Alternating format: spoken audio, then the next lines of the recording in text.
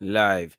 People, deluded, I'm back again. I hope you're all doing well and safe. I hope you all can hear me, please. Can you let me know if you hear me? A lot of you told me to buy one of these microphone thingies and I bought it and put it on there. I don't know if it's affected it and whatnot, but assuming you can all hear me, I hope you're doing well and safe. Good morning to those of you in the UK.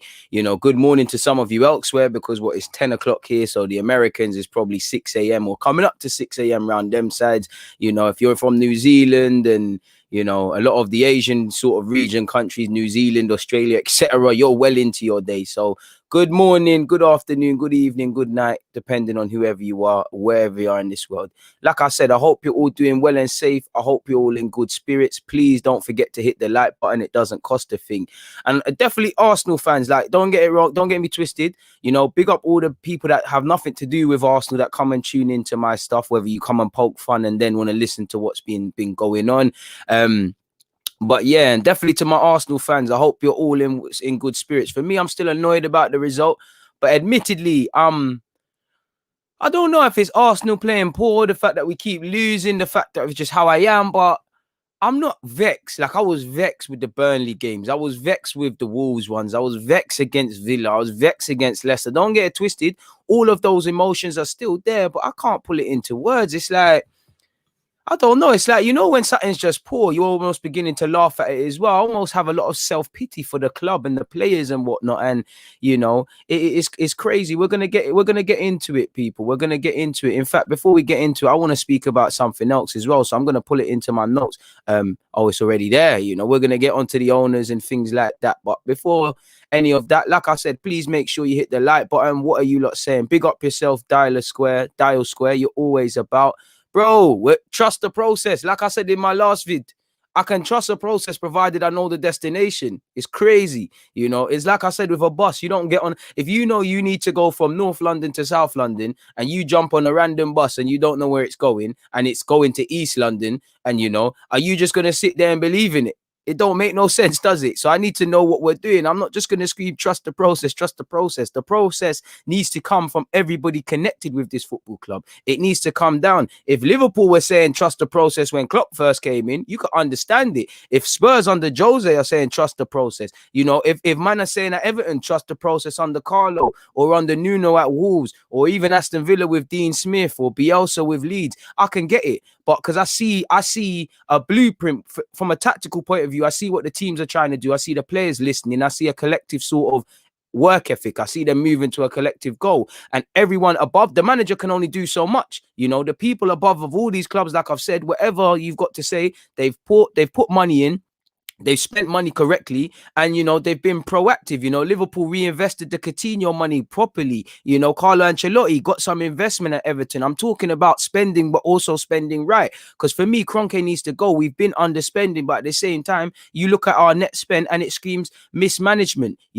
Pepe scored yesterday. I'm sure you all saw when he cut in and blazed it over the bar. Did we spend 72 million for that? Lacazette didn't play. It's crazy, people. We mismanage. There's no work. There's no ethic from the top to be winners. And the people that are in charge below that are just free to their own devices and keep making the same old mistakes, people. As I said, I hope you're all good.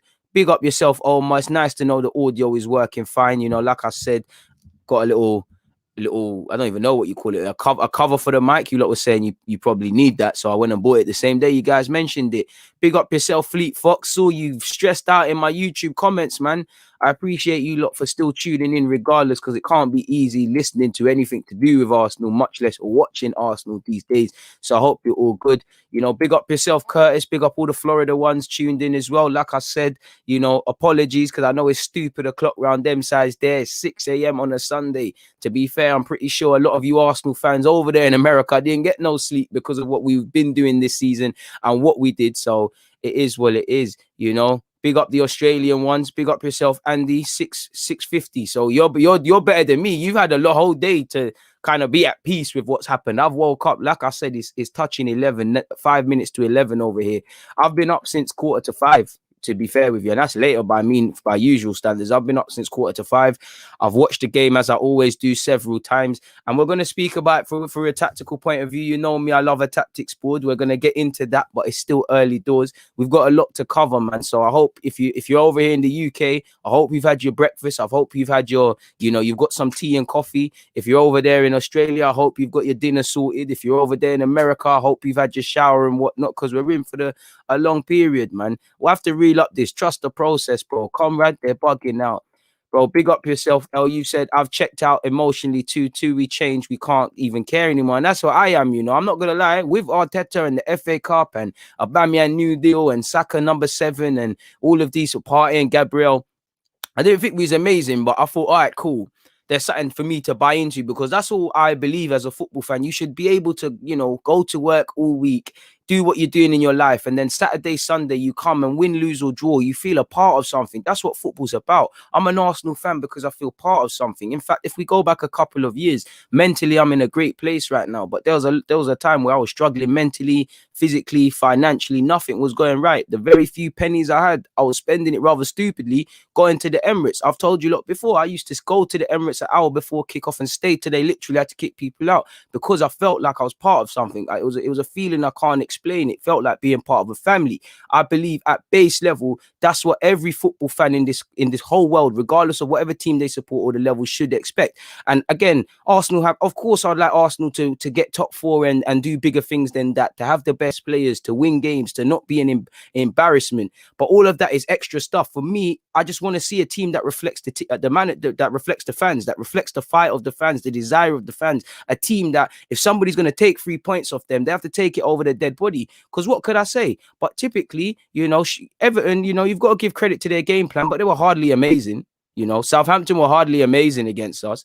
Leicester were hardly amazing. Wolves were hardly amazing. Spurs were hardly amazing. And I'm not saying that to take anything away from these teams, because all their game plans were great. But my point being is, we threw these games away. We've handed them. If we go back all of those games, we've seen players or individuals not doing things. We've seen aimless crosses. It's just a joke. And for me, I believe fans deserve direction. And when I look at my team on the weekend, I don't see direction. I see a manager right now who might come good. Right now, he's out of his depth. I see players that are, showing fight in all different aspects, but not that. I'm seeing the club come out and put nice little YouTube clips of training and Instagram clips of being ready for the fight, and then you go and put in a performance like that. I'm seeing an owner who doesn't care. I'm seeing an incompetent sporting director, and whatever V9's position is, it's crazy and it doesn't give you hope. And the only hope you have is that, firmly the empire that Kroenke is taking over is burning. That's the only thing. That's the only positive I will take, and from that, not that I condone losing, but that's the only positive I'll take. And the only other positive from yesterday,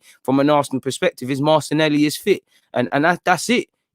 Very few players reflect what Arsenal is supposed to be like. I forget Arsenal. Like I said, you're supposed to reflect the team. I'm seeing Fulham. Fulham might even go down. I'm seeing them have more spirit. They're trying to seize their futures. I see no protagonists. I see no masters of our own fate. I see people that just want to deal with, rather than make lemonade with the lemons that life are throwing you. You're just sitting there and being extremely bitter. I don't see anyone that wants to change things. I hear the talk off the field. I don't see it on it. And the very few individuals I do, it's not good enough, people. It's not good enough. Big up yourself, Will, because you're always locked in. Like you said, dreadful showing yesterday. Can't add anything more to that. Gid is saying, DG, what's Arteta's obsession with Eddie and Nketiah? He couldn't get into the Leeds team. Big Arsenal is leading the line now. Now, for me, I don't even mind that, I don't mind his obsession, provided you show me something. But, to be fair to Eddie and Nketiah, he looks like a duck out of water. He's played enough times for this first team to show some improvement. When he's not scoring, which isn't too often in the Prem. I know he's up there for all comps. He's not affecting the game, Look at Michael Keane and Yerry Mina. It's not just him. He can't press alone, but he's not giving them he's not giving them any problems. The most you can do if you're not scoring is be a nuisance. Instead, I'm seeing Michael Keane trying to score from 30 yards. Yerry Mina's doing the same. I didn't see anything. I don't think Eddie has enough to his game right now to lead the line. The worst comes to us, like I said, make yourself a nuisance. He's not even staying centrally. He's moving about. obviously it's becoming a running theme now of him just quite frankly being selfish and not being aware of his teammates. His decision making is poor, much less shown with the very rare chances he had. To be fair to Eddie and the attacking players, we're not creating anything. But like shown yesterday, there's no movement. There's nothing on. The midfielders yesterday, from an Arsenal perspective, was appalling. I don't even get any of the defenders. I actually have sympathy watching that game again for the defenders. People, it was atrocious. I don't understand the obsession with Eddie. Lacazette's hardly amazing, but I don't understand it. I wish I had an answer for you. I don't understand it, and I feel sorry for Eddie because at the end of the day, he might not be. He's only 21, turning 22. He's still young enough to have a career, but he's not the man right now for Arsenal. Arteta's put him in the firing line. He had a woeful game against Southampton. Clearly, he's low on confidence. Take the man out. At least Lacazette would exert himself physically against them two centre halves, and he's able to. I'm sure Eddie's got a poach in him at times, but Eddie showed you yesterday that he was a boy against men. Physically he wasn't able to do it. And that's nothing. There's no criticism. Keep Eddie on the bench. Use him for the last 20, 30 if you want to stretch teams and new legs, but he shouldn't be first choice. It's a mockery. Again, I'm not here to sing Lacazette's praises because he's hardly firing on all cylinders. But come on now. I'm not getting the vibe that Arteta is under any pressure because he's still persisting. Apparently Nelson was fit and he was the 19th sub. Why isn't Nelson on the bench? You've persisted with Willian, Willian's been crap this season anyways. And to be fair to him, he looks low on confidence. A poor player with no confidence is a negative cocktail. Get over that, man. Get over that and get rid, man. I don't know. I think you're setting players up to fail of sorts, really and truly. Even Bellerin against Spurs. I'm not defending Bellerin because Bellerin was dead and he's irrelevant to this. But you're telling him to go forward and things like that. I'm not understanding it. The only positives I'll take from yesterday is Maitland-Niles. What I didn't see against Southampton with Maitland-Niles, you seized your opportunity. And for me, going into the City game, you should retain your space. Pepe was poor, but at the end of the day, Pepe scored, so I can't really get at him really as poor as he's been. And the major thing is Martinelli's fit, but it's the same old. And we're going to get into it. But what's annoying me is Arteta's talking about luck. For me, there's no such thing in life about luck. When you prepare and you work hard, then certain opportunities are placed at your feet. So. And you can say that's luck, but I'm sorry, we can't be talking about we haven't had the luck, we haven't done this, we haven't had that, we haven't done the other. Luck comes when you prepare well, It's poor. We failed to plan, so we've planned to fail. It's as simple as that. You can tell me you're doing all of this and stuff like that. It's crazy. And that's it. It doesn't feel like people care enough, people. Free Balogun, 100%, 10 times. What do you think we'll do in Europa? Bro, we're going out of that. Bro, you can't, forget about it. With all due respect to some of these Premier League teams, and Benfica are not the best defensively, but boy, they must be licking their lips away from home. I don't know for the COVID stuff and restrictions and how if fans can be at Benfica's ground when the time comes, but it is what it is. It's poor. We've got a quarter final now to come, and can you see it getting any worse? Can you, any better? Of course you can. Getting any better? Of course you can't. Of course it's going to get worse. And that's for me as well. Arteta might come good. But whatever he was showing me last season's firmly gone out of the window. There's no system, there's no style, there's no philosophy. This is the thing. And I don't think it's all his fault. Players have been poor, but at the same time, how many of those players did Carlo Ancelotti buy? This is why I say two things can be true. You can say it's not his squad, but you can also acknowledge that he's underperforming with the minimum he has available to him. How many of those players are Carlo Ancelotti's men? The minute Carlo Ancelotti came in, he said, I'm going to use Calvert-Lewin. He looks like a genius now, but Everton fans were looking at him them times there and saying, you're buzzing, you're bugging out. He had a plan. Fair enough. He's brought in Alan, Decore, and them man there. Couple, Also, there was injuries and people missing yesterday. Everton had man missing. So there's no excuses. Like I said, how many of those players are Everton players? Are Carlo's players? Sigurdsson was looking like a flop. He's found a little role under himself. He's even found something for Iwobi to do in this club, at their club. You get it? How many of those are his players? Probably Ben Godfrey looking at them out of the starting lineup off the top of my head. So these excuses don't reign. And of course, I told you last season, the Wolves are going to be out for Arteta. I told you the things that Arteta is doing right now, I was seeing them last year. And some people are saying I'm being negative, I'm being this. In the same way they said same thing under Emery. When I was saying the same thing under Emery. Arteta has shown some good, but he's not helped himself and he's showing no signs to save himself. And when you've got a manager out of his depth and a novice and no one around him, you've got what appears no real pressure on the manager because of the tactics and the lack of tactics and the lack of improvement. It's a negative cocktail. And then you've got, for me, the owner needs to go. as much as I'm focusing on Arteta and the players, and they're the ones that played and the managers and whatnot, we're gonna keep talking about this the same old manager or the same old players or a different set of a different manager and coaching staff and a different set of players. But the one variable is going to be the same, which is Kroenke. Kroenke is a cancer on this football club. We are not going to be a football club until this man departs the club. And is he ever going to depart the club? I don't know. I don't know how we get Stan Kroenke gone, people, but we need to try. I don't know if protests and all the typical things we say would work, but we need to try. We need to try. Something needs to give now because we haven't even been sleepwalking into the abyss. We're heady. We're going far. We're going nowhere very fast. We're 15th. Relegation is a possibility. Relegation is a big possibility. Big possibility. Look at that. Everton were hardly amazing. I've seen Everton play better and lose games this season. I've seen them play better and draw games. We gave them their goals in the same way we handed Southampton a goal, in the same way we handed Spurs those 2 goals, with all due respect to their teams. So you've got players who don't learn from mistakes. You've got a manager who's not learning from his mistakes. And whatever communicational channels he's getting through to these players, it's not working. And you've historically got people above the manager and the players who don't give a crap. It's crazy. Good morning to you as well, John Wayne. I hope you're all doing well and safe, man. One thing I care about is the people of DG Nation, because you lot are always rocking. You know, Ella said, big up yourself, DG. Bless from Yard. Big up all the Yard men locked in. Like you said, I'm emotionally numb. You can't. Like, they lost me yesterday. Like, I've had anger this season, but it was a thing where it was like, you lot on some kiddie, you lot on some play thing, man. You lot are taking this for Poppy Show and them thing there, man. Like, this is a joke, man. This ain't making no sense. Like, this is like, I'm tired of hearing, like, this is why I wish the players would stop talking. Like, just, if we know you lot are soft and you do soft things, how could I get mad? But when you say we're going to fight, we're going to do this, Danny Ceballos with the lovely Instagram caption as well already, people. I don't buy it. Because when I'm asking you to show fight on the field, you're not doing it. Instead, you're rolling around. You know, when it happens to Arsenal players, Arsenal fans were very vocal on it. Ceballos should have been sent off. What is he doing? He's lucky Yerry Mina didn't act like a baby and things, or he would have followed on where Xhaka, Pepe, and Gabriel in getting a red card. Ceballos is everything that's wrong. In the same way, I'm not blaming Ceballos for all our problems, but he's worried about the wrong things. Mentally, he's never switched on. He's hiding on the football field. You know, the same with Willian, you know. There's a lot of players who, I'm not going to blame them all because we played 12 or so games now. You know, they're not the reason in sole isolation as to why we find ourselves in this situation, although they do play a part. A lot of these players, for me, sum up where the club is, people. Big up yourself. My first time in the live, bro. Always watch your videos after the stream. Big respect each and every time. I appreciate you each and every time. It really means a lot. Please make sure you're hitting the like button. Bro, I ain't even got the motivation to be saying this, man. DG, I'm being told by in the know people that MA is acting like Pep without the trophies and the players ain't feeling it. Well, that just whatever it is, he's just fundamentally not getting through to them. Like, it's crazy. It's crazy, bro. He needs to leave full time. You know, if I'm seeing Eddie and Nketiah in front of me, your captain is benched, and you're not even on the bench when you're allowed more subs now. For me, I'm busting out. What's Arsenal telling you? This is why Arteta sounds the part, he acts the part, but right now he's not moving like the part.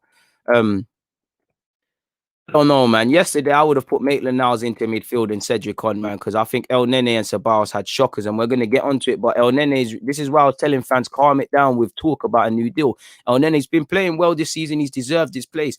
Last 3 games, he's shown his level now. You know, he's shown his level. He's a squad player at best. He's a Europa League man at best. He is here by accident. I saw El Nene hiding yesterday, losing out in a lot of aerial duels and on the ground duels as well. I saw him hiding. I saw Ceballos hiding. I saw 2 midfielders that didn't understand their jobs. I saw people hiding, you know, even to the point David Luiz is getting mad at El Nene and saying, why did you keep passing it back? It's crazy. I'm not going to blame the whole midfield because we're a team, but I think the lack of midfield, again, contributed, you know. No midfielders are showing for the ball. So Leno and Luiz and all these, even Holding, they're having to go long. You're going long in the same way it's stupid against, in the same way it was stupid against Spurs and Wolves because we can't beat them for crosses. We're doing it again. It don't make sense. It don't make sense. Big up yourself, man. Big up yourself. Come on, man. I really appreciate you lot. Please make sure you're hitting the like button. Bro, they might solve the solution, but it's, why would Arawa want to leave his team? This team are fighting near the top of the French league, you know. Torreira, again, mentally, is he with this Arsenal team? We don't need more players that are not with this people, man. Big up yourself, CT. What have you said? Salute, DJ, as always. I have no words. Your point of view is often a mirror of my own thoughts. Enjoy hearing it as always. I have nothing positive to say about our team, man. We'll leave it there. And I appreciate your support. Like I appreciate all of you guys tuning in, but it's crazy, man. And this is, you see what I'm saying? I feel sorry for the international fans. I feel sorry for myself, but I feel sorry for the international fans because look at EY. He's tuning into my thing at 4 a.m. God knows what time you guys have to wake up when Arsenal are playing whatever fixture. And it's whether you're going to the grounds, whether you're buying shirts, whether you're investing your emotions, whether you're watching it at work, you know, whether you're watching it from overseas, so you got to do the time zone stuff.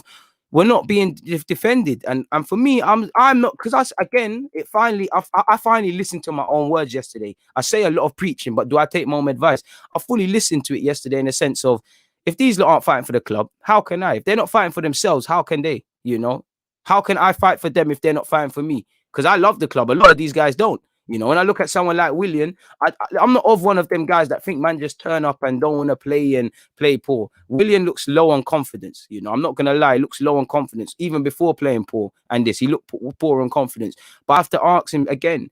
He's another one that sums up what's wrong with this club. Mediocre performances, still consistently playing. Young players are not getting opportunities. You know, you're not bringing nothing to the table tactically. You're actually hiding on the football field statistically, and what backing up what I'm seeing with my eyes. You know, there's pressure on the manager. This is the manager who brought you in and gave you a big deal. This screams, I don't care. This screams, I can't fight. I don't care. All my fights left. If I wanted to fight and have real expectations, I would have stayed at Chelsea on a 2-year deal where I might have to show fight going into the yacht last year. But you lot are going to give me a 3-year deal, and you're going to let me do things like go to Dubai and whatnot, and have one rule for me and the others, and you're still going to play me regardless of my form. You know, Willian, even defensively, Willian's overrated, because what did he do on the left-hand side? You know, we're isolated for that goal even. We're going to get into it, people. Dreadful, man. Dreadful. I'd love Jude Bellingham. Don't know why that you unfollowed me on my socials, but it is what it is. I might have to stop the Jude Bellingham propaganda, man. Bro, been watching the channel for a year and a half, and I've never seen DG this broken. Psh, this is what Arsenal would do to the Duns, innit? This is what they would do. This is what they would do, man. Samir said, DG, my brother, the club is doing too much right now. You're fully right on your last video. Owners don't give peas, but when we spend it poorly. And that's it. There's no, and that's because we don't have a remit. We're not looking at what players we want to sign. You know, we're just signing man off the cuff of things. You know, we're not looking at how they fit into the framework. And that's our problem, man. That is the biggest problem. It's crazy, man. And like my man said, all talk, no action. You know, stop talking till you perform on the field, man. Come on, my guy. Big up all the Trinidad people locked in. Big up all my Trini bosses locked in as well. You know, we need to go after the Cronkies, man. Big up yourself as well, man. I know we're nearly at 30K, man. We're nearly at 30K. So please make sure you're hitting the sub button. I didn't think it would happen before the end of the season and definitely next year, but it's looking like a possibility. So there's 310 of you in here. If some of you haven't been, hit the subscribe button, and you definitely make sure you're patting in the likes. We're going to get somewhere. 97 likes and there's 300 odd of you here. You lot are violating people. You lot are not rating, man. I remember watching DG before I moved to London. Big up DG. Come on, my guy. Come on. You know, where are you in London, man? My guy.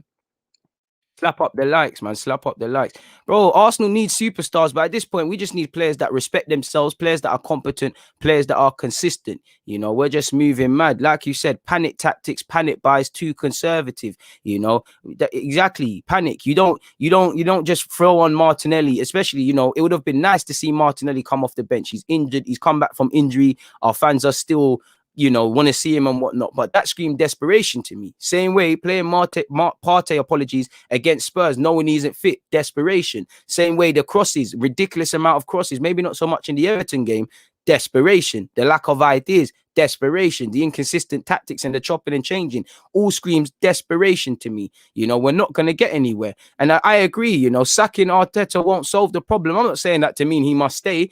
We need to go for the man at the top, because it's going to be a different manager and we're going to say the same old things again and again, or a different bunch of players. Eventually, we're going to say the same old thing again and again. Come on, people. Without you lot, the channel can't grow. That's why when you lot hit the like button, it shows up in somebody's recommended. So, yeah, Wembley Stadium. You're in Northwest. Might have to check you out one day, man. Come check you and things like that, bro. We just need players that want to play.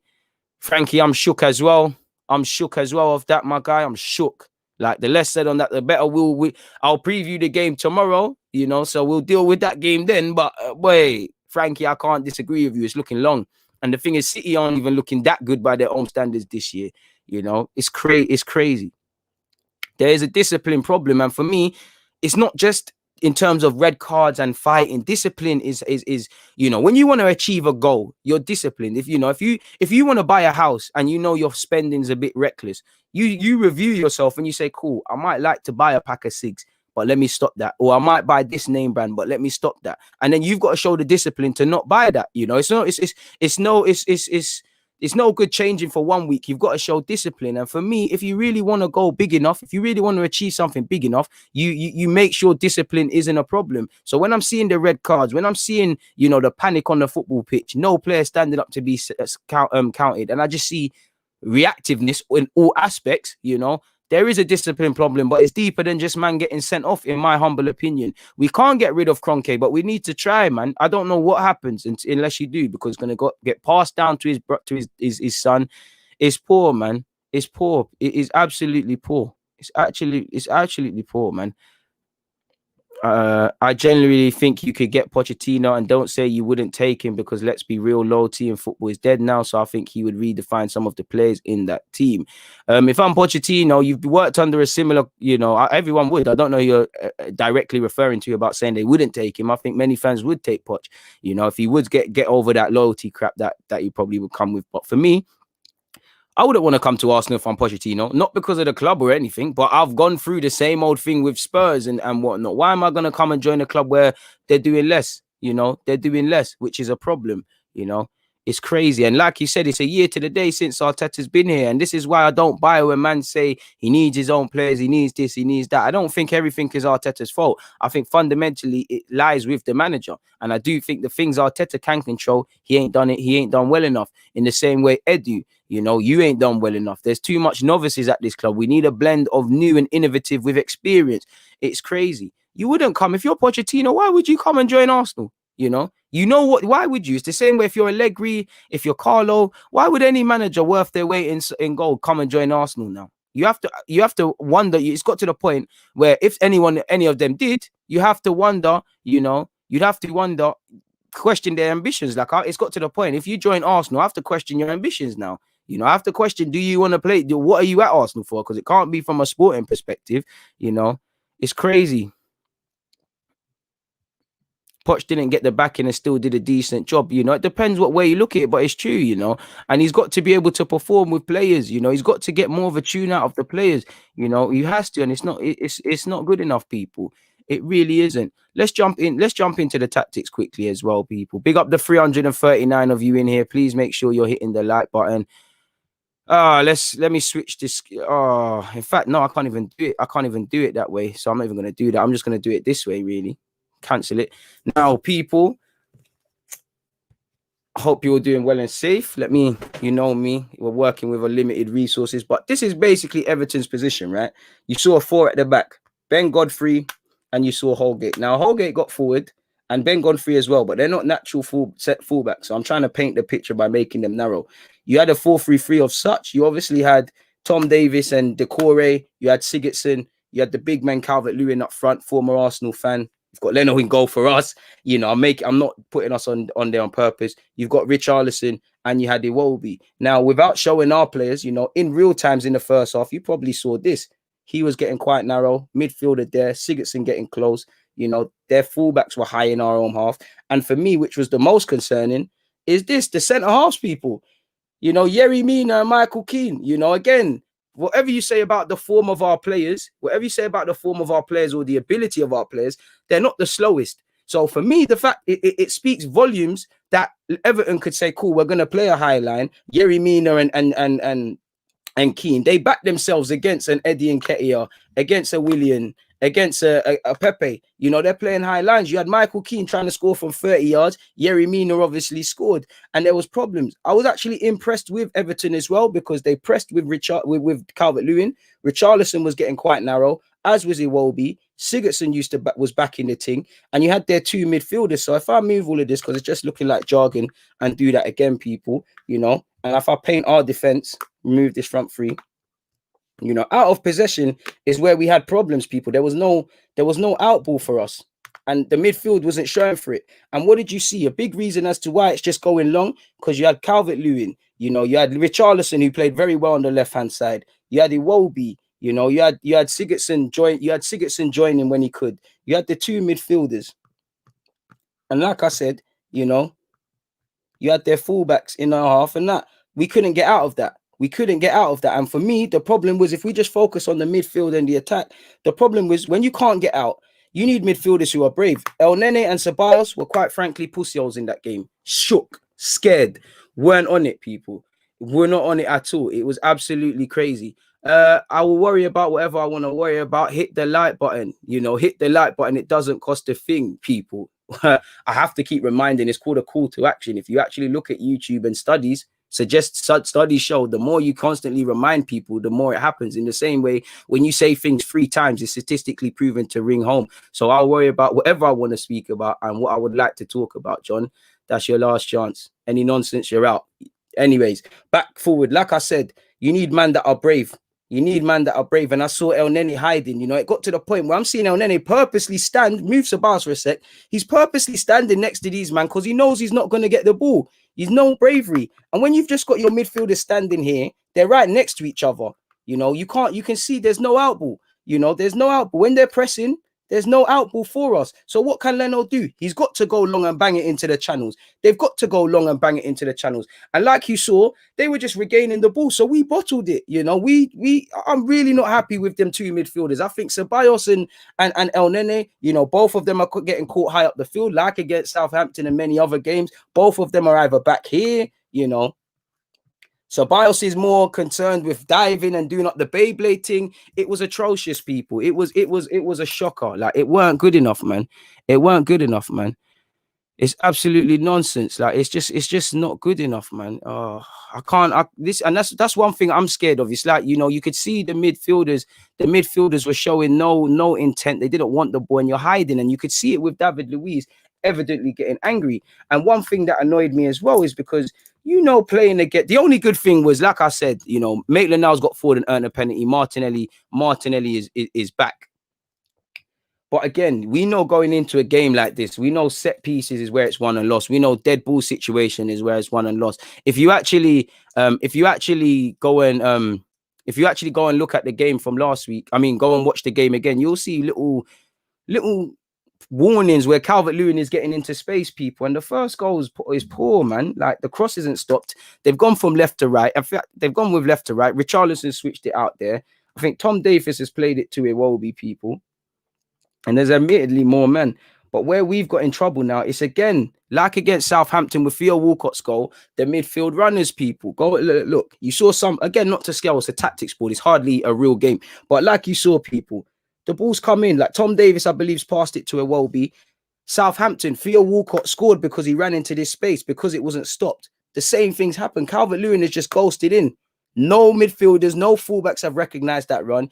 He's got in between, and it's too late then. You know, he's obviously headed it onto Holding and it's gone in. But again, the warning signs were there. You could see these things, you know, you could see these things growing, people. You know, Martinelli, in the same way, Martinelli can't be our savior. Saka can't be our savior. No man is an island. No one man can turn this club around. It's a collective effort. And the second goal that we conceded was poor as well. You know, and again, you have to put it down to the game management of Arteta, but also and his ability to get through to them. Because a year on now, almost to the day yesterday that you've been here, how are your boys switching off a minute or so before half time after, you know, starting the game? After starting the game second best against Everton, somehow finding yourself back in the game. Most teams would go raw. You know, we didn't deserve that equalizer, but it's come to us now. This doesn't slip. Let's get into half time, you know. And it's like, I feel sorry for Leno, because Leno's in the build up to the second goal. Leno's made a bad boy save to deny Calvert-Lewin a weldy, and we've let him down, you know. Again, not to scale, people, not to scale. But again, like against Burnley, I'm seeing people that are a danger from set pieces not taking off the goalie. You learned that in Sunday League. You can see Mason Holgate and what's his face? Mason Holgate and and Michael Keane on the keeper. I think Bukayo Saka is there. Another player would have been there as well. That tells you the first problem. They're occupying the keeper. That's what you're told. That's what you're told in Sunday League. Same thing Burnley did. Hardly reinventing the wheel, people. You're told that sort of thing. So you've got that. They're just poor. This is why I don't rate the zonal marking full stop. Obviously this is happening as well, but just pretend this is still going on. But I'm going to remove this now. So keep that image in your head. Again, Pepe, you scored. And Pepe has to hold his hands up because he switched off. But I don't understand Arteta. You yourself have come out in the press and said Arteta's, you've got a problem. Pepe has a problem defensively and you need to improve him. Like I said, the guys are removed. Please make sure you've got that in your head. But what did you see, people? He's left his man. One of the strongest guys in the air, probably has a case to be the strongest in the air in that team. If it's not Calvert-Lewin, Richarlison, and maybe Michael Keane and all of these other guys might have a say. But what did you see, people? What did you see? Pepe's lost his man. He's got to run. Like I said, keep that image in your head of Pepe, of Leno being occupied and whatnot. Absolutely bullied at the near post. He slaps it in, and that tells you the problem with our game management, not learning from set pieces. Because I can go as far back into the Spurs game. This same thing last season. This same thing happened with Kieran Tierney. Yeah, we can sit here and say, yeah, statistically, it's the first goal that Arsenal have conceded from a set piece, but we all know that's not the real truth. It's not good enough. It really isn't good enough. And that's the only things that mattered for me from a tactical point of view. Yeah, like against Wolves and Spurs, when the damage is already done, we huffed and puffed a bit in the second half. We had more possession and things like that, but it doesn't mean anything. Like it doesn't get us anywhere. Like it's just poor, really and truly. Like I said, it sums it. The only good things we did is that Pickford that actually didn't keep a clean sheet, and that's another thing. You've got a shaky keeper in Pickford, who's probably the one weakness in that Everton team, and the one thing that Everton fans, I'm sure, are worried about. We didn't test him. We scored penalty. Is what it is. We didn't test him. Like I said, people relish playing Arsenal. If we're real, Everton were not that good.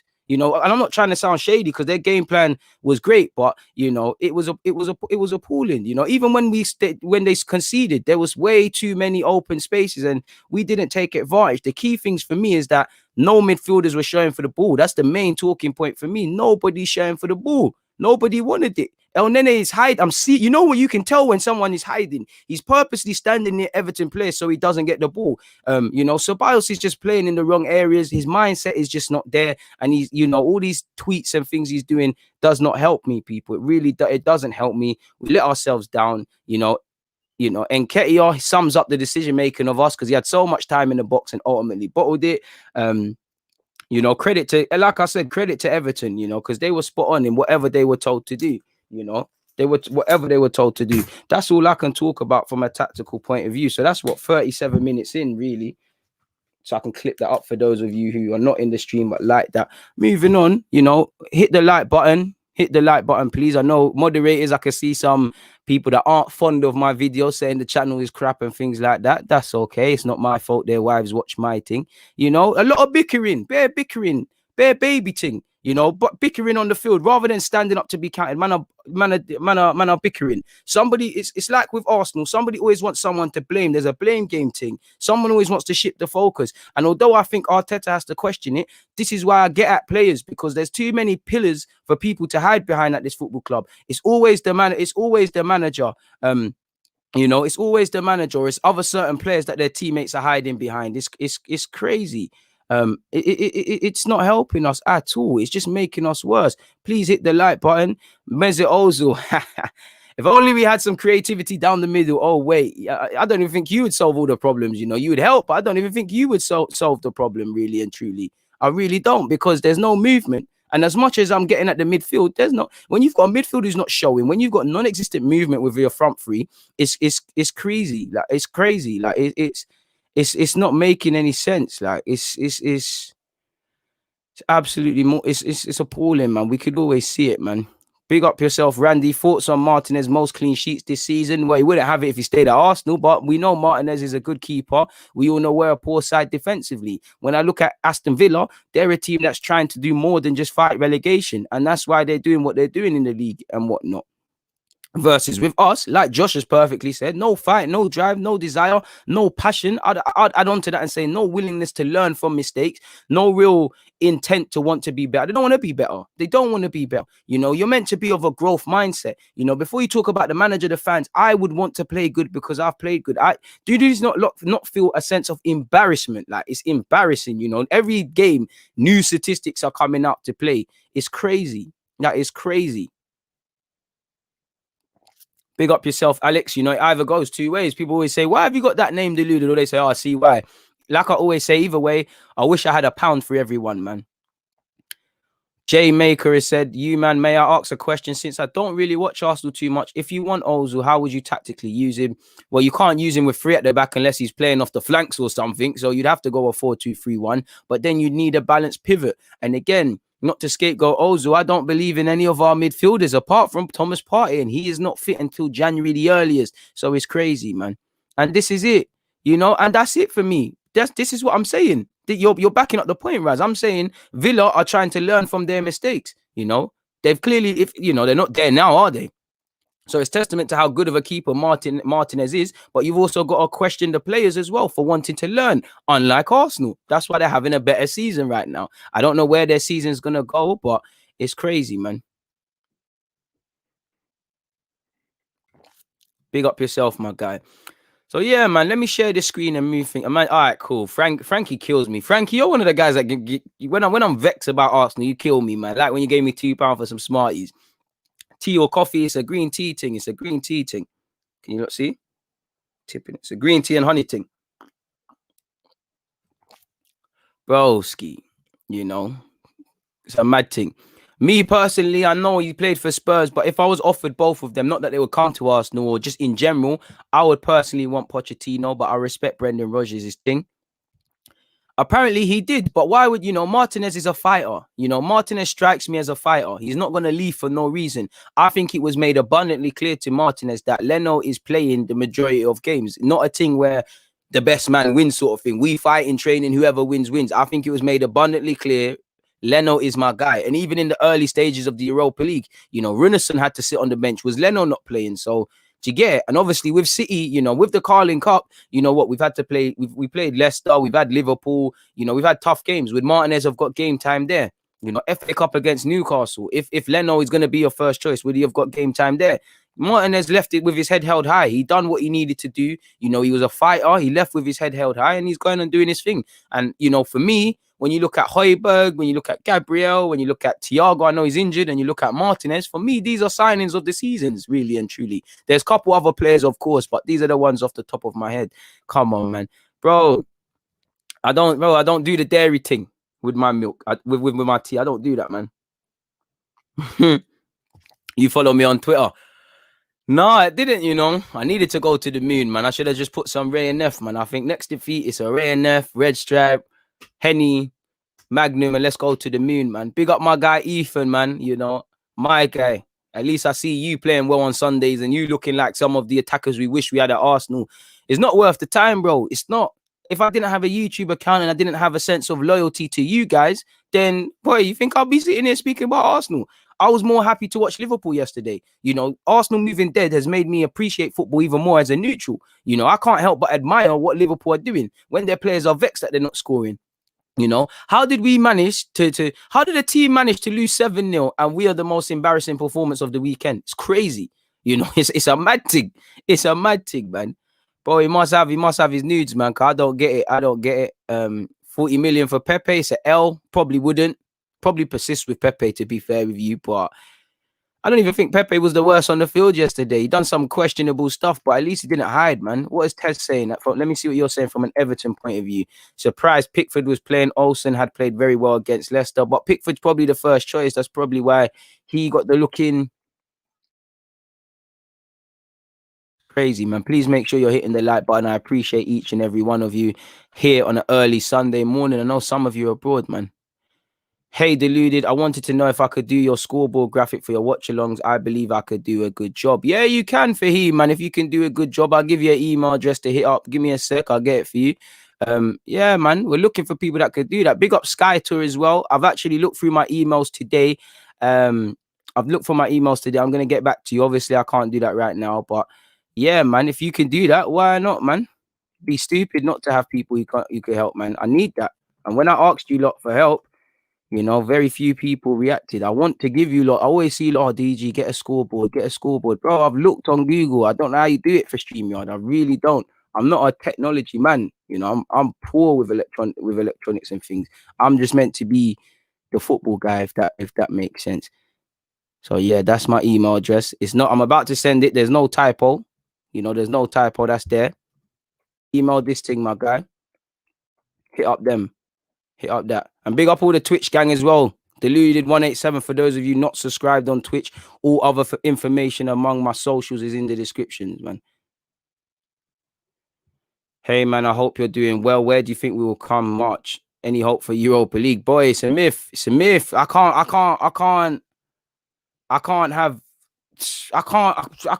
look at it. I can't. What can I say? It's looking like a relegation thing. They're not showing me form for anything else, man. Hey, bro. Do you know what? To be fair with Willian, I saw a bit of heart with him. It's Eddie I don't get, man. Like, Eddie he's too raw, man. And this is where I look at our young players. Yeah, it's great being part of Arsenal. Yeah, it's great doing the occasional phone in the Europa League. But you're not playing enough to develop. You need 20, 30 games. It's too comfortable here. Eddie should have went back on loan. Don't get twisted. I still maintain when he came back, he looked decent, and he at least was backing up Arteta's choice. And I guess, he's gone from being a young player to a rotation option or a genuine starter, but with that comes new territory. And Eddie's known as being a poacher and things. He is, shout out to him in the academy, shout out to what he was doing for the under-23s, but all of that is irrelevant if you're not doing it at first team level. And he's snatching at chances that, he's not taking them like a poacher. And even yesterday, when I hear Fox in the box and a poacher, you should know that box like the back of your hand, With the chance he took, I know you all know what I'm talking about, when there was no one around him and he banged it first time. Is that someone who knows what they're doing? Or is that someone being nonchalant? He's too nonchalant for me. He's still got that academy hat on where a next chance is going to come. And as a striker, you should think that, but I don't get a sense of urgency. Eddie is very reactive, much like the team. I don't think he's good enough. He's 21, turning 22, so he's still young. But right now, for what we have, he either needs to go out on loan or start performing, or it's a myth, man. Or it's a myth, a big, big myth, a big, big myth. Well, to be fair, he's not really showing anything to say he should get a window, but at the same time, yeah, he needs better players. And we need better players. Forget him. We need better players, and we're not going to do anything, bro. He needs to go on loan. Balogun, sign your new deal and hurry up, man. Simple as that. In fact, if I was you, I'd bust out. In fact, if I was Balogun, I'd bust out. You've got Eddie in front of you playing like that. An injury to your key striker and you're not even on the bench. You've only played 61 minutes and you're playing for a team that lacks goals. There's got to be a reason you're not being used. For whatever reason, he needs to move, man. Bro. It's crazy. Absolute craziness, man. We'll speak about that in a bit, but yeah, maybe not necessarily mid-season, but yeah, I'd entertain that. That should happen years ago, man. Should happen years ago.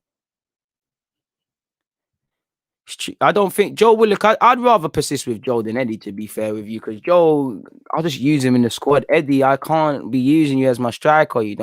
Martinelli's got to be that now. If Martinelli's fully fit and ready, it's probably naive to think going into Man City. But if Martinelli is fit, I'm starting him. I think he gives us a bit more. He's got a bit more energy. He's not the biggest and strongest, but he would at least.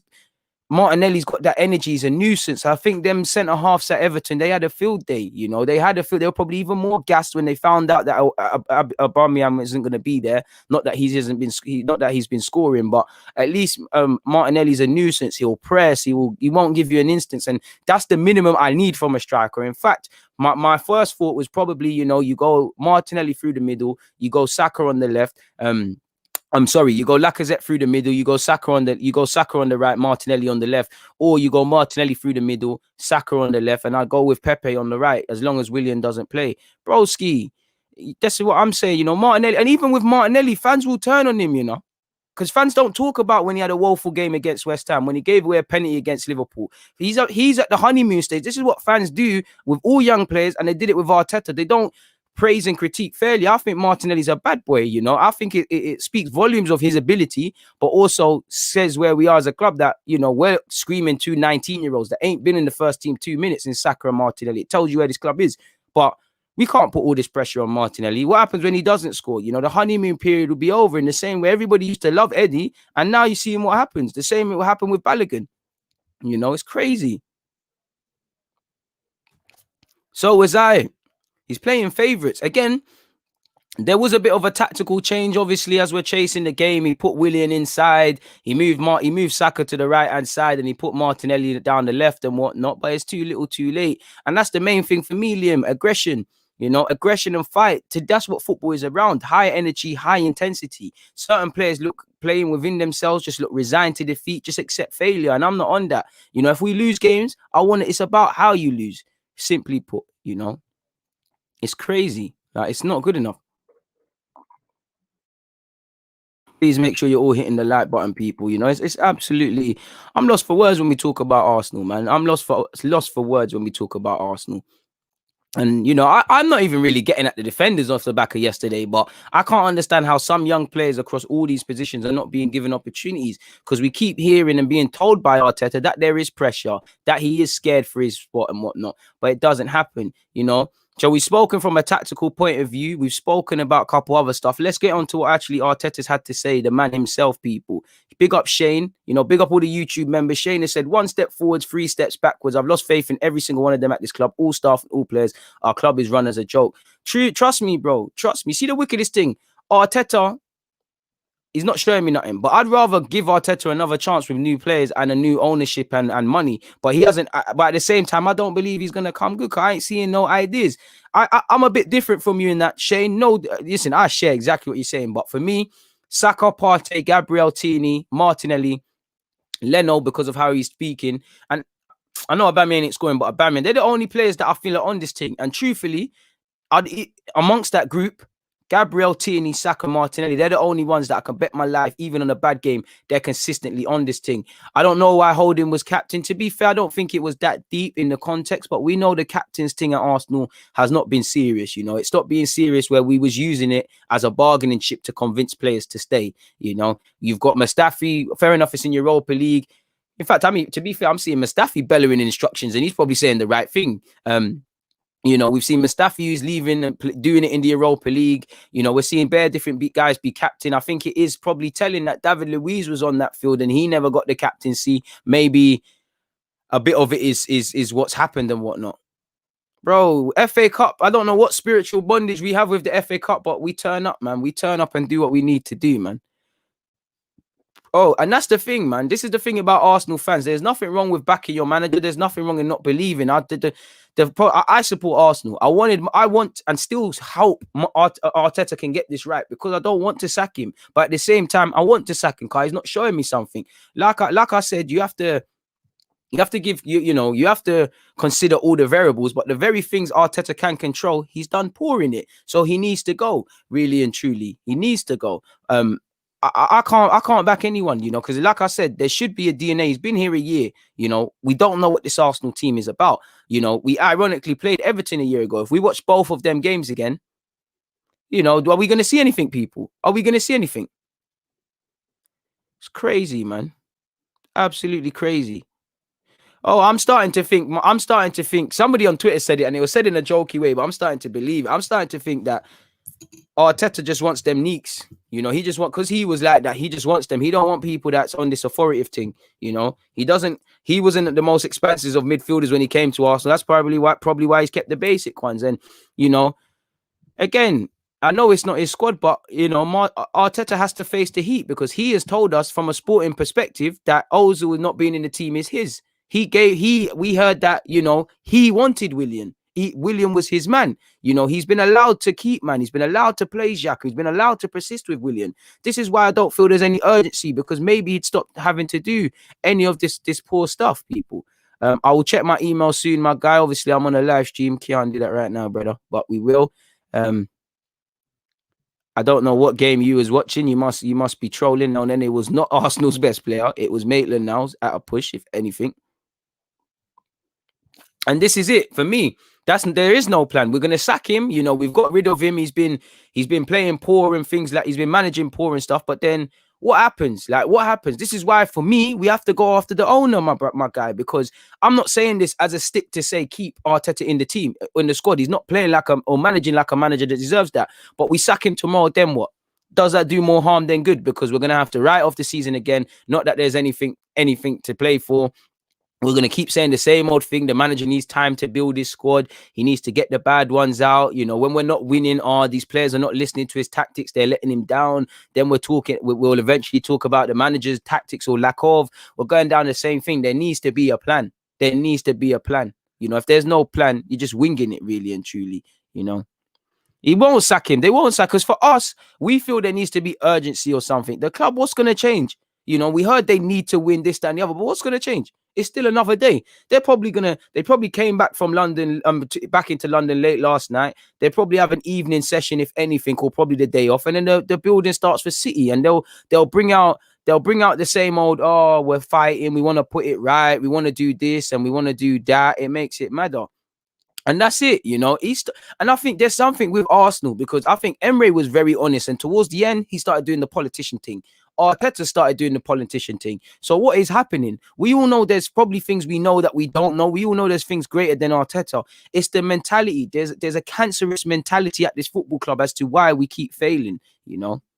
Bro, Blake, you can't. I can only deal with what's in front of me, and in my head, I have to consider relegation a possibility. You know, because if we can't put 2 wins on the spin together, or score goals consistently, I can say you're not getting relegated. That too good or too big to get relegated stuff won't end well. We have to take it like we're being relegated. Maybe then these players will show fight, because if not, you're gonna be hurt. You know, you're gonna feel it in your pockets. And for me, you know me, fans, I'm not one of the people. I'm not one of them fans that talk about money and say, you know, money, they earn big money, this and that. But I genuinely feel, you know, these lot should donate every game they've lost, donate their match fees to charity, donate their match appearance fees to charities, not your weekly wages, the match fee, the fee you get for participating on a match day, give it to charity, because that's a sign of gesture. You have to try and mend it with the fans. And also, I guarantee you, if they did that, you would see an uptake in performance. You would, because people got things to buy. You would see Willian playing amazing. Air of comfortability here. And baffling tactics is crazy, man. It's absolutely crazy.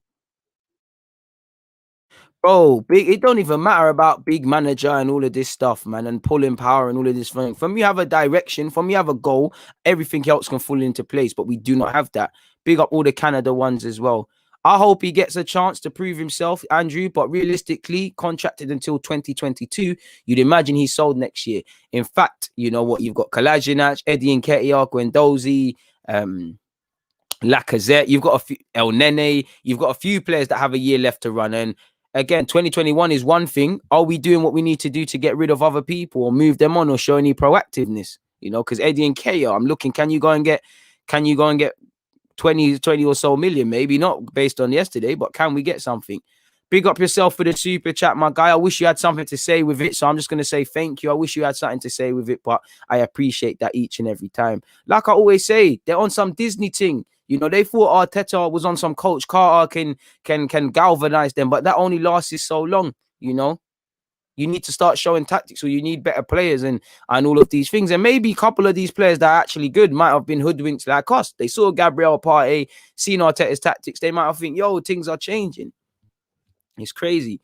Bro, he plays like he don't want to be there, man. He plays like a timid, he plays like a timid posh boy going into a concrete jungle in a council estate cage and being scared to ask for the ball. That's how he plays, man. You know? Absolutely poor. Bro, we won't. There's nothing. I don't truly believe anything because they're not doing it. You know? He's not doing anything. He ain't doing anything to back it, to warrant being backing, but they're not backing themselves because forget it. What I don't understand with this board, yeah, listen, and I know it all comes with the Kroenkes and not having peas, but whether this whole backing stuff, surely if you go out and do what you need to do in the transfer market, we're just looking at Eddie. We're like, well, you got him in the same way you look at Spurs. You know, Spurs can get at the individual players they might have signed, but they can't turn around and get at Levy. They can call Levy tight, but he splashed the peas. So now it's on Jose. He said, well, you asked for this, you got this. You asked for this, you got this. You even got Bale. Make something happen. You know, as much as I feel Arteta is poor, he still gets the luxury of all the other stuff. So this is why I get at the board. You know, if Eddie and that, you know, addressed all the areas, we could say with greater confidence, yo, pattern up Arteta. Big up yourself, Jay Maker. You know, he's following on from Agent Louise, Agent Czech, and they've all learned. They all went to the William Gallas school of cheating Arsenal after joining from Chelsea. The only one that was a real guy has actually, ironically, been Eddie Nketiah. And what's his face, man? What's the other youth that came? Lassana Diarra for like 6 months. It's crazy. No, I haven't seen it, but I'll see it in a bit. And that reminds me, people, it's sharing screen time. It's time to share the screen. Please make sure you're hitting the like button. Let me check where the likes are actually at now, people. 248 likes. Come on, people. We can do better than that. Come on, people. We can do better than that. Let's share out the screen, man. Bro, this is what, before I get into it, this is what annoys me as well, you know. Arsenal fans are loyal to their agendas. They're loyal to their agendas. You know, it's okay to say you want Arteta to stay. It's okay to say you want Arteta to go. Right now, the way it's looking, he needs to bust out. When we was winning the FA Cup, people that didn't want him look egg-faced. There's nothing wrong with that. It's this whole I told you so. I'm better than you. I'm more knowledgeable than you. I told you from day that Arteta's the man, or he's not the man, or this, that, and the other. You know, be loyal to the club. Fans, too many fans are loyal to players, too many loyal to managers. I'm not saying don't show loyalty, but they don't come above the club. Your own ego doesn't come above the club. Your own need to be right and your bravado, and deep down, that's all insecurity. Does not need to happen. It does not make sense. Football changes. A week is a long time in football. So imagine how long a year is. You know, it does seem like that. It seems like more people are loyal to Arteta than Arsenal, and more people are loyal to bashing Arteta and bashing certain things than actually Arsenal, when we should be praising and critiquing. What annoys me is many Arsenal fans fail to understand that two things can be true. You know, you can say, for instance, the manager hasn't been backed up in the market, but he also hasn't done good enough. It always feels like one singular thing can only be right. So is what it is, man. The upgrades from DG, well up, bro. Small progress is better than none. We're trying, man. We're trying. I told you, I'm trying to up the levels, man. Trying to get to 30,000 subscribers, man. We're a couple, literally single digits away from that. I'm trying to get that one sorted, man. DG talking the truth yet again. Appreciate that, man. I really do. And like I said, man, it comes down to it simply comes down to intent, people. Again, people are crying for Unai Emery. People are telling me Unai Emery overachieved with his squad. No, he fucking didn't. Credit to Emery for getting to a final and finishing fifth. That was fantastic. And he, you know, this is what I'm looking at. People act like Emery was completely bad or he was completely amazing. It's not that, is it? You know, he finished fifth, but he engineered that with the last 8 games. The football was also negative. There was problems around how he's playing and how he's managing the team. You know, we got to got to the Europa League final. I think that was fantastic. The players, I'm not on Emery for the final in Europa League. You know, the players bottled that, but the league was a joke. You know, how many games? We've tried the experience thing. We've tried this young man, and we've neither backed any of them. You know, we've neither. Emery might have had problems. Arteta sure as hell has problems, but they've not been backed. You know, for all as much as I criticize them, no one man is going to turn this around. This is not Mighty Ducks. This is not, you know, we need 11 protagonists. We need 25 protagonists in the team. We need collectively with the people above board level, at board level and above the players and the managers. Everyone's got to want to be accountable and stand up to be counted. It don't make sense having a few players, or as much as we get Arteta saying this, that, and the other. We need everyone. We can't have one singular pillar moving forward as a club. We need to be a collective unit. It's no good 2 people wanting it, and that's why I say it lies with the owner, because ultimately this is where the management get their ethos from. If you own a business and you want to be a winner, it's going to trickle down, because people are going to feel a sense of urgency. And I think I want balance. I don't want too much pressure, but I don't think we're hands-on enough. I don't think there's pressure. There's not enough pressure on the players because they're not reacting. The manager, because he's still doing dumb stuff. The owner doesn't give a crap, and you can't really pressure the manager because he's out of sight, out of mind. I don't know what we're going to do to get rid of this owner, but we need to get this. We need to get at this. We need to really get at them, man. And like you said, ultimately, we're too brainless, man. Big up yourself, Kevin. DG, the most underrated Arsenal channel. Maybe because I'm not screaming and shouting and all of these things. Bro, it's not Mighty Ducks. It's not. Life is not a fairy tale. Life is not a movie. If it was a movie, Arsenal's thing is a nightmare right now. And to be fair, Andrew, that's where my problem with Emery was and my problem with Arteta, because we knew coaching is a big part of this role. We've got young players. How are we going to develop them? You know, how are you going to develop Eddie Nketiah and Joe is beyond me. How are you going to develop the Sakas and Martinellis and we talk about Martinelli being a striker and able to play across all the front three. How are you going to do that? Saka the same, you know.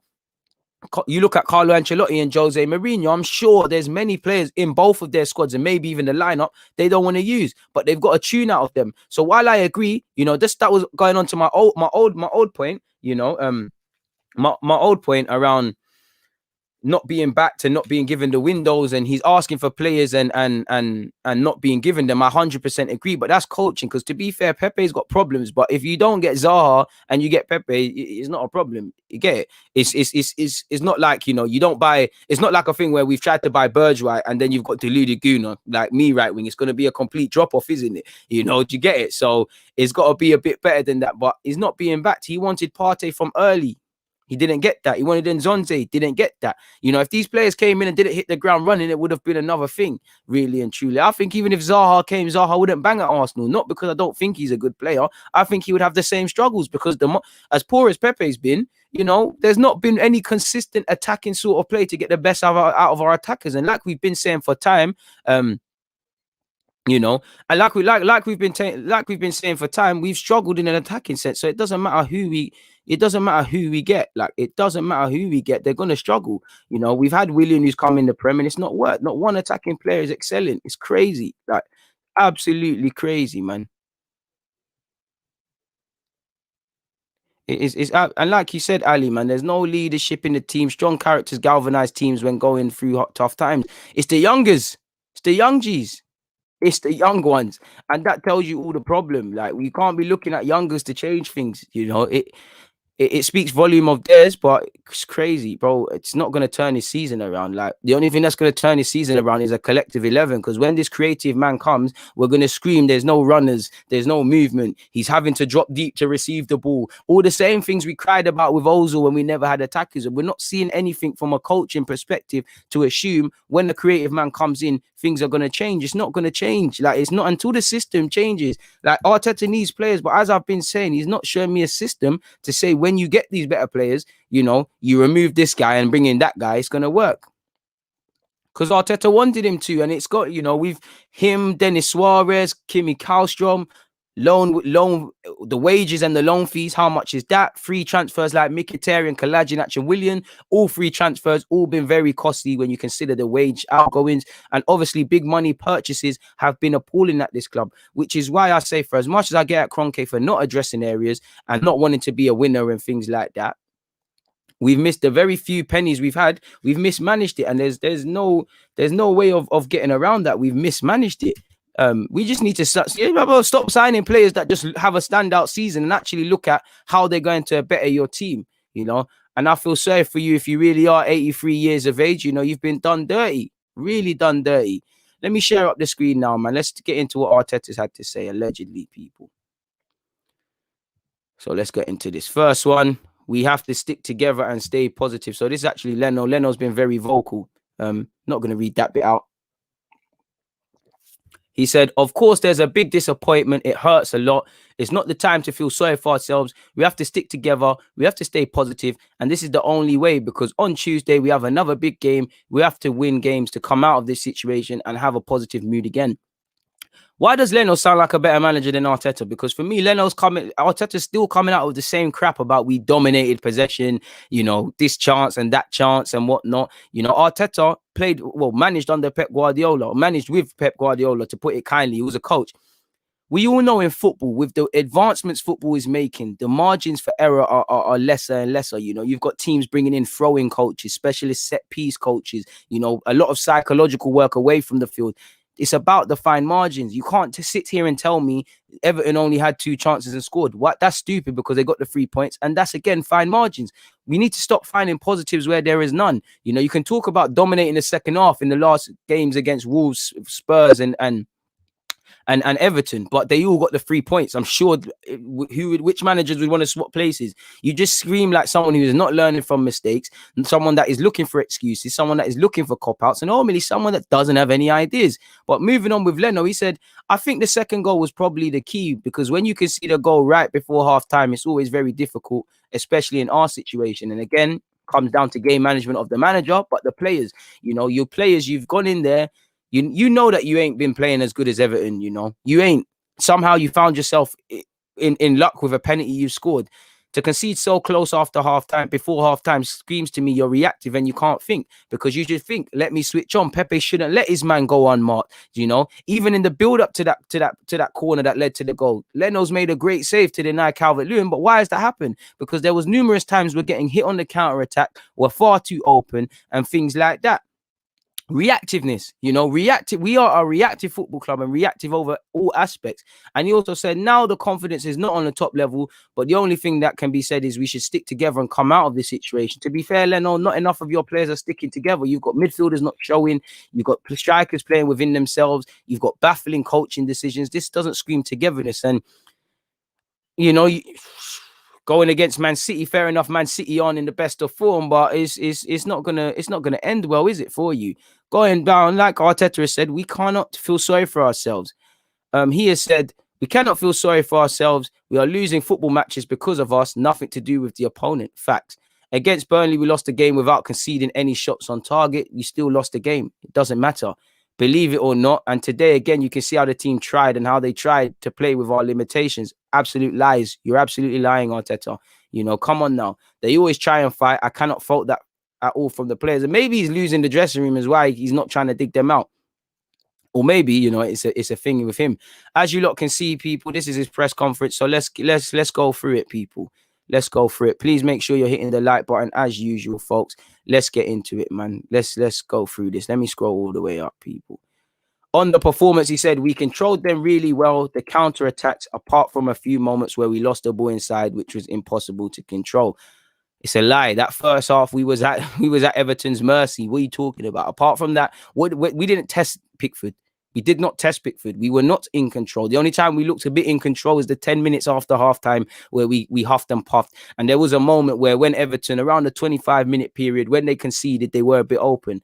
But I wouldn't say they were ever not in control of the game. They set the tempo. They dictated how it went. They were proactive. We were reactive. So I don't know what is he talking about, and these few periods or few moments or fine margins you speak of, that's what makes the difference in a football game, really. Fine margins is all we've seen. If Balotelli doesn't, be in the area he is to set Aguero up for that goal for City might not win the Premier League that year, There was, what was it? Was it against, Chelsea almost went out of the group when they won the Champions League. Football is about fine margins, fine margins happen. Even us with the FA Cup run. How many times was there mistakes and things that weren't capitalized on? Football is about fine margins, and you scream like you don't have the ideas. It's simple as that. He also said, when we started to look more and more dangerous in the final third, attacking this low block in front is complicated. And we generated a lot of situations, but they didn't end up in big chances. So the quality of chances you're creating isn't good enough.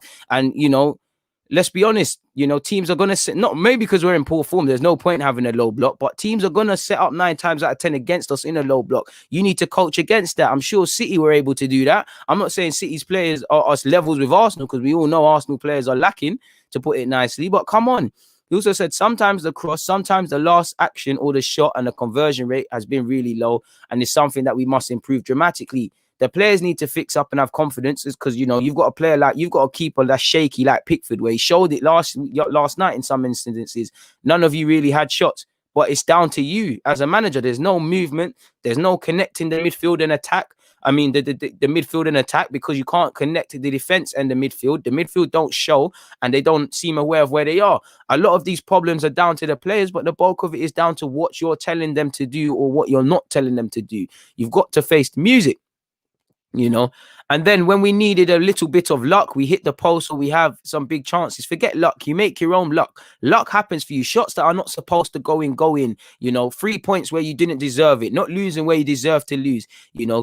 These things happen when you work hard on the training ground. Then you get your luck. You can't, in this situation, we can't talk about luck. Make your own luck. Seize your own future. He also said at the end, the reflection is a little bit smaller to the last few weeks. You are better than the opponent. You dominate the game, and you lose. And usually when you are under this pressure and this position in the table, you get battered by teams. The last sentence is true. You didn't dominate the game. What are you talking about? Absolutely deluded. It's not the case. I see the spirit in the team and how they try and how they are willing to do things the right way. I'm gutted for them as well, because they needed a result. And I think we played a game that we had to get something out of. We didn't play like a team that needed 3 points. We did need 3 points. And why are you speaking like you're not part of this thing? He spoke about the slow tempo, which this first sentence, again, how can you say you can dominate the game when we was too slow and we was restricted? He has said, I think in the first half, in the first phase, it was slow. Whether it was because of the players were a little bit restricted or because they don't want to make a mistake or just because we felt that it was comfortable to do it. Again, if they're scared to make a mistake, the players have to want it. They have to stop being pussycats, to put it nicely. But also, you've got to give them confidence because, again, I'm not praising Wenger, but one thing you could say on the Wenger, he always gave them the confidence to want and play. Give them the confidence. You know, we are underdogs. If I'm these players, you've almost got nothing to lose now. Everyone expects you to lose. Everyone knows you're crap. Everyone is thinking you're soft. So go out there and play fearlessly. Instead, players are playing within themselves. Players are bickering. Rightly so. David Luiz David Luiz moaned that yesterday. Ceballos, El Nene, completely right in that. Willian even, completely right. And he also said, but in the second half, it was much better because we went a goal down. We talked about our halftime, and that speed has to be much quicker with the movement and the intention to attack the spaces. And we did it much more efficiently, but it wasn't enough to score goals. So we scored a goal when we weren't doing that. And when we tried to press, we didn't. So what's the problem there? He then spoke on 14 points from 14 games, which I believe is quite damning. He said, well, the season highlights at the moment the situation we are in the Premier League. We've done really well in Europe. That's fucking irrelevant to this. We're really good in the cups. We haven't done really good. Fantastic result against Liverpool, but we got over by the skin of our teeth against Leicester. Yeah, we've won all the Europa League games, but some of them games we've had to make it tougher than it needs to be. And also, with all due respect to the opposition, you should be winning that. Why are we looking for positives where there's none? And he said, our bread and butter is the Premier League, 38 games. And we are struggling to get results in the Premier League. Again, when we analyze every game, the reasons why we are losing football matches compared to other teams winning them, the margins are small.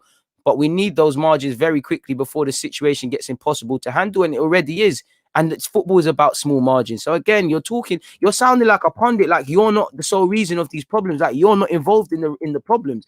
On Aubameyang's injury, sadly, he said we want him back as quickly as possible. He has a small strain and he will need a few days. I don't know if it's a week or 2 weeks. It depends on how the injury evolves. So there's a possibility of him not playing against Man City. And he also was asked about Groundhog Day. He said yes, but the opponents are not generating anything. What, bro? You don't get extra points for this. This doesn't make sense. Everton generated 2 opportunities and scored. Spurs 2 real good opportunities and scored. You know, this is irrelevant. What are you talking about? Like this is crap. This is just sound like moaning. He said we lost against Burnley without them generating a single shot on target as well. You knew this. You knew Burnley were probably not going to outdo you for things. You knew you needed to be switched on at set pieces. You switched off with Aubameyang with the own goal. And again, like against Everton, people are not taking the attackers off Leno. Chris Wood is on Leno. And maybe if Leno is free, he might be able to do something. So what are you talking about? This is just, when you use excuses, this screams to me you ain't got answers. And this was why there's more questions now. You know, he said, this is how teams win a lot of games in the Premier League. And at the moment, we are not going to generate 15 or 20 chances against blocks like that. You need to. What do you mean it's not realistic? What do you mean it's not realistic? What do you mean crapper teams are able to play football with poorer individuals? What are you talking about? What are you talking about? I'm sorry, but when you've got, I know Aubameyang didn't play, but when you've got the attackers you've got, you need to be generating chances. You spoke of scoring 90 to 100 goals. So what are you talking about? You can't tell me about building low blocks, doing crapness. You're just speaking like you ain't got the answers. When we have done accurately enough to finalize those actions, there's a bad combination. Sometimes it's that we play with 10 men. The other week was obviously an own goal. Today, we obviously conceded an own goal. It's a lot of things happening at the same time. And when that happens, then it's difficult. Bro, own goals happen, mistakes happen. You know, to be fair, Leno, you know, Holding's own goal takes it in, but it's the build-up to Calvert-Lewin. Calvert-Lewin, before that's happened, has made that exact same run a couple of times in that game. Learn from mistakes. It's not making sense. On asked in his position, he said, I understand that my energy and my focus is only on getting the team out of that situation, maintaining the spirit of the team and the fight the boys showed every time they go on the field. You can see that. You cannot deny that. Again, probably that screams like someone that doesn't want to lose the dressing room any more than they have and doesn't want the players to say, oh, why are you just blaming us? Obviously, again, the result, there's no question about that. It's not good enough and it's not acceptable for the standards of this club. And this is the challenge and fight that we are against. Well, it is acceptable because you keep doing it. You're not changing up the tactics. There's no urgency in implementing the lack of things you're crying for. On how he feels currently, he said, obviously, it's a complicated situation, but I'm very encouraged from what I see from the players to continue doing what we're trying to do. We think that, of course, we have to improve, but I think we've been very, very unlucky not to pick up many, many more points. No, you haven't, because you failed to plan, so you've planned to fail. What the fuck are you talking about? Arteta, you're sounding silly now. And the team looks like, it looks like a team that's at the end of a cycle when somebody's been there for 3-4 years. And now it's looking like the same under you, considering you've only been here a year. That is quite concerning. One thing, like he said, we cannot feel sorry for ourselves. Did he say anything new here? Oh, we've already spoke about that. So it's the same old, really and truly. You can't look for excuses. It's not making no sense at all, man. At all. It is almost like he's doing it on purpose. Fully is banter XC. He's deluded, bro. He's taking a piss, man. Taking a mick. I don't know. I saw that about he wanted him to play on the wings. I'm not here for that, man. It's joke team. It is, bro. Big up yourself, AM. Come on, man. He's nervous. He's just talking nonsense. Create what? Created what? Like, trust me, created what? Bro, let's be honest. This team is poor, but let's be honest. It shouldn't be it shouldn't be 15th. It's better than doing 15th. This is we can't look for excuses, man. Stop. We sound silly, man. You're not here for any of this, you're not here for any of this at all.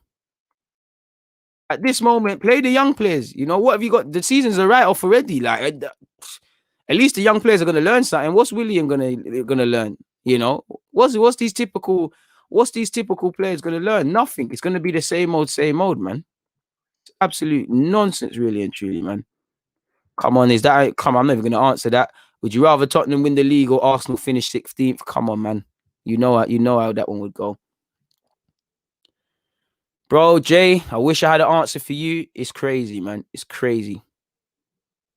It's crazy, man. I can't look. It is what it is, man. It is what it is. Let's go into my Google Doc though, man. Let's stop sharing that screen and let's reshare this screen.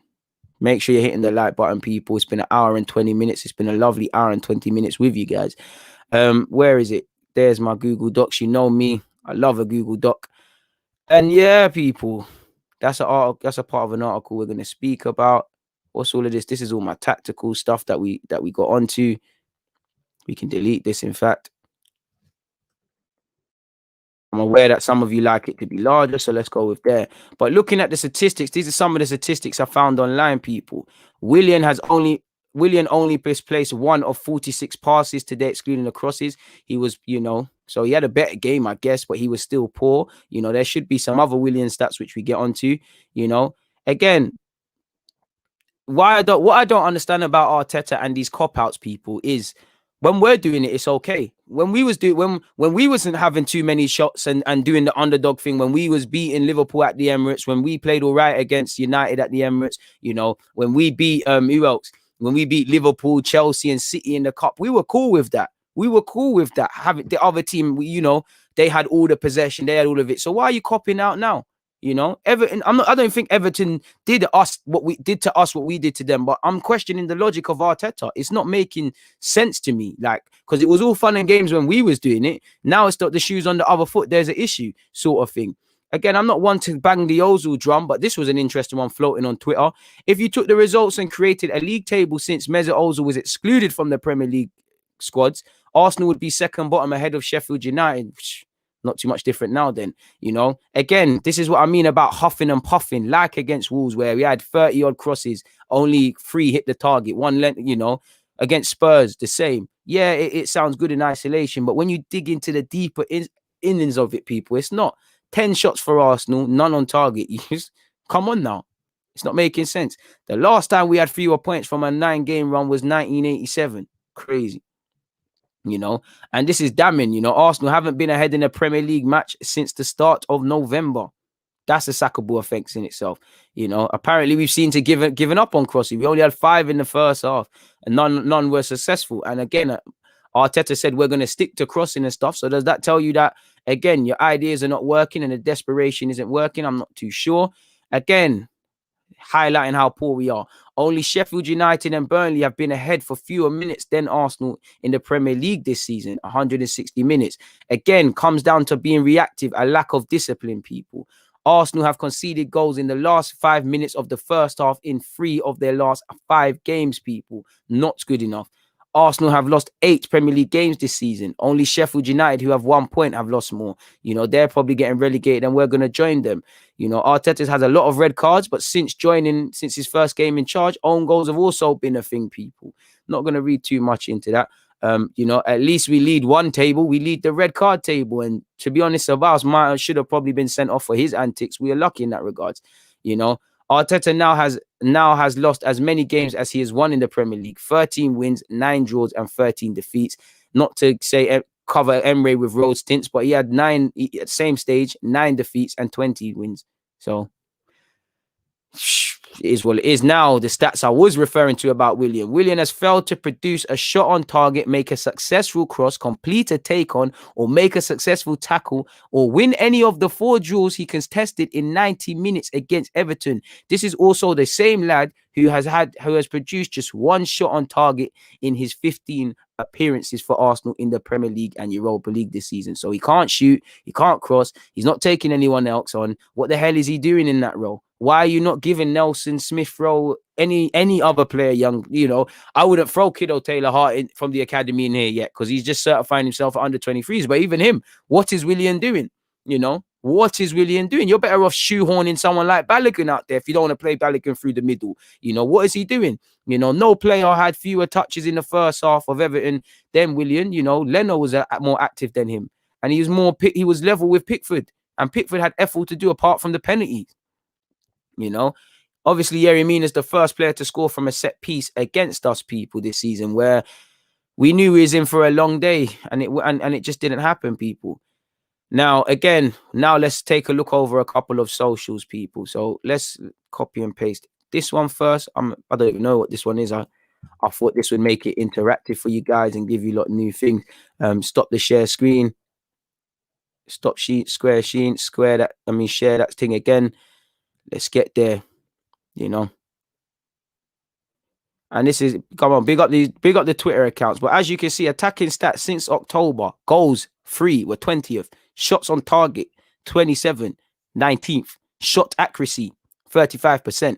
The conversion rate that my man speaks about, Arteta said in his press conference, 2.9, 20th. These are relegation statistics. You can't tell me, that this isn't tactics. And like my man has said, big up the Twitter accounts, I want him to succeed, but each defeat is pushing him closer and closer to the exit door. He's got to be the fall guy. He needs to keep it moving, people, really and truly. I really hope that I don't have to keep pressing the stop sharing screen, and I'm just going to put this link and see if it changes. Let me go and see if it has. In fact, we've already spoken about that, so I don't know what we're on there. So it's actually moved it. Charles Watts. Let's see what Charles Watts is saying, people, via Twitter. Let me change up the screen for you guys. Share the screen business again. Make sure you're all hitting the like buttons. And like you said, Frankie, it's the stuff of nightmares, fully stuff of nightmares, my brother. Nightmares, bro. And this is what, this is Charles Watts is kind of continuing what I was saying, people, about it. It's very noticeable that there's plenty of bickering going on out there between the players. Luiz is not happy with El Nene passing backward all the time, telling him to move forward with the ball. El Nene and Sabas are having words. That pivot is appalling. And again, it's backed up and shown why, people. Anything else he said? There's no time frame on Aubameyang's thing, as you could see. What's this? The nightmare before Christmas. Let's see if this brings up anything, people. Does this take you into a new link? It's not opening. I really hate StreamYard for this, man. You should be able to just do a mazza. Stop the share screen. Share screen again. Make sure you're hitting the like button, people. Share screen. Say, just share the whole Google tab, man. Let's actually read this, people. Let's read this. Charles Watts of goal.com has said, we've picked up, we're set, the latest defeat to Everton, a 7th in 10 games, means Mikel Arteta's side has now just taken 2 points from a possible 21 since we beat Manchester United in November, which was our first time there winning there since 2006 in the league. Many people might have thought there's a new beginning or there's a new Arsenal to come or something along those lines. Nah, sir, brother. Like you can see, we sit 15th in the table and, could end the weekend as low as 16th, 2 points above the drop zone, which would obviously be our worst run since 1974-75. We're fully much in a full-blown crisis, and this avalanche has been here waiting for many years. I'm not going to carry on reading. We knew he was missing Aubameyang. You know, this guy was doing up his Instagram captions and things like that. And like you can see, Willian brought into the summer. He's been poor. You know, and that's one thing I'd agree. He did look a threat at times. He's just brainless. You know, I don't understand why Willian got to stay on the field. You know, and like Charles Watson said, the 3-year contract looks heavier around Arsenal's neck each and every game. You know, these two are the protagonists of this failure. And again, as much as Arteta and their novices, they both come out and fought. And I just want to see a bit more honesty. Again, all I care about from this article is the statistics. You know, we've won just 1 of 10 games in the Premier League, scoring only 4 goals. 2 were penalties. So we've only scored 2 from open play. This guy talked about wanting to play attacking football, play the Arsenal way, 90 to 100 goals. It comes down to tactics and lack of tactics and negative tactics. Emery was being crucified, rightly so, for these things, you know. Arteta is escaping criticism. So the less said about Donny, the better, man. The less said about Donny, the better. Gonna share a screen for you again, people. Let's go again. Absolutely appalling, the sort of nonsense we're seeing, man. Absolutely appalling, people. Hit up that Chrome, you know. Trying to find my other articles, people. Nope, we don't need any of them. We've spoken. What about Charles Watts? Let's go with AFC stuff now. Let's see what AFC stuff has said on Twitter. It gets long, man. It's long supporting Arsenal. Big up to everyone tuned in as well. We've been here for an hour and a half. It means the world, people. You know, if we look at our last run of games, what can you see here, people? You know, lost to City, lost to Leicester, beat United, lost to Villa, drew with Leeds, lost to Wolves, lost to Spurs, lost to Burnley, drew with Southampton, and lost to Everton. So you've got 2 draws and 1 win out of a possible 21 points or something like that of our last 10 games. Absolutely appalling, and that tells you everything. If we scroll further down the feed, you know, Arsenal have now lost 8 games in the Premier League. Only Sheffield United, who have 1 point, have lost more, which is what I kind of said in the last one. It just backs up how mediocre we are, how meaty we are as a football club, and just where we are as a club, man. You know, we're not here by accident. We can't complain. We're not here by mistake. You know, we didn't get here by mistake. We didn't wake up one day and say, oh my God, look where we are. And again, if I share this one with you guys now, if I hit the share screen with you not now, you know, and we look at this one, you know, if the damage is there, all the numbers don't lie, people. Numbers do not lie. You know, 14 games, 4 wins, 2 draws, 8 defeats, 14 points from a possible 42, scoring 12 goals, conceding 18, having a -6 goal difference. This tells you our improvement in defense is overstated. We're under firing. Arteta is lacking ideas. These players are poor, and there's no direction from the club in any capacity, way, shape, or form, people, which is it tells you everything. Like literally, it tells you everything.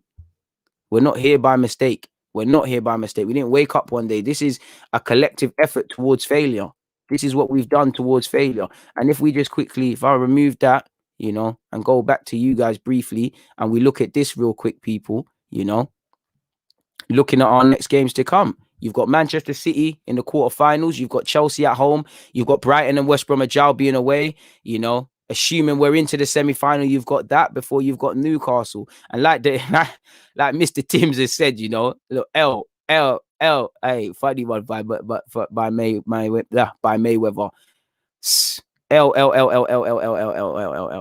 You can't see it getting better. You can't. And you know, I wanted to see this fight coming into the Everton game, the Spurs game, the Wolves game, and this run of fixtures that we find ourselves in now. So I can't see it happening anywhere else, people. And again, you have to credit Liverpool. Liverpool are fantastic football inside, people. You know, this statistic kind of tells you everything. You know, you're seeing these sort of statistics pop up every weekend. Liverpool scored more goals in 90 minutes today, 7, than Arsenal have managed in their last 11 games. What does that tell you? Like, I'm just gonna remove that. There's nothing more to say on that front. It tells you how poor we are as a football club, people. Like that tells you where we are and that we're heading nowhere fast. And there's another thing that I wanted to show you guys as well, which annoys me the most, because before the game, make sure this thing don't play. Make sure this thing don't play. What did you see before the game, people? What did you guys see before the game? This is one thing that annoys me. Look at the caption. Hard work ahead of the Everton clash. Every training session, them and there come out and give us this and then put in performances like that. You know, I have to leave a little lull. Ridiculous. Do you lot tell me, people, again, hard work ahead of the Everton clash.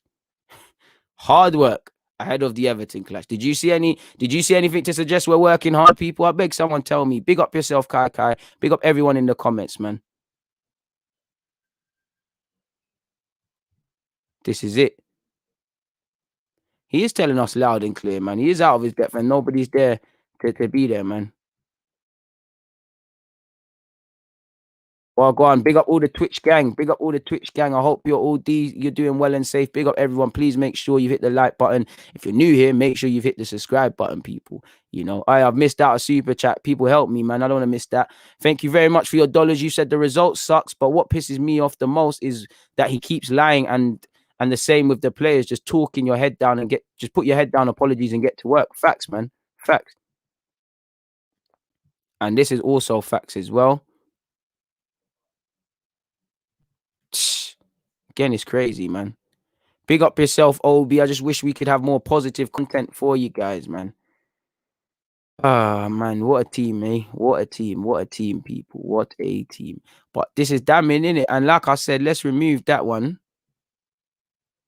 And I've got another one. Like, these are the things that annoy me as well. I'm never going to sign into my Instagram for obvious reasons, but let me share screen. What do you guys see here? Bro? That's crazy to me, Frankie. But what do you guys see here? You know, let's share it up. Let me bring it to you guys. You know, you already saw this is what annoys me. The talk, ready for the fight, ready to fight for the shirt. You set yourselves up for failures. And like my man said, the caption said to swap shirts with Everton. You see it? Shout out Maitland Niles, he was on this. Shout out to Tierney, I think that's him. You was on this. I don't know if that's Ceballos or Martinelli. If it's Martinelli, Suwu, the pink boots suggest to me that it is Ceballos. So again, atrocious, people. Atrocious. You know, all that chatting to end up like that. What's Leno saying? Oh, it's not even gonna let me go in. So forget all of that, man. But this is what annoys me. It's the chattings. If you just shut up, then no one gets onto you. Absolutely nobody gets onto you, people. It's a jar, man. It's an absolute jar. I don't think he's worse than Oli, but the way he's moving right now, he has to be the worst in the league, really. At least Oli can twang some big games. Big up yourself, Cabby, my guy Sanjo. I'm working harder than them because I've got some spirit and some desire, and I want to make something of myself. I can't say the same for these Arsenal players. I really can't. Really can't, people. Absolutely can't. Out of touch, bruv. Just egging it on. If they just shut up, it's a calm thing. Like you said, hella L's. Absolutely mad. It's not making no sense. You know, and it's telling, man. It's telling. It's absolutely telling. It's telling, bro. Making my tea go cold now.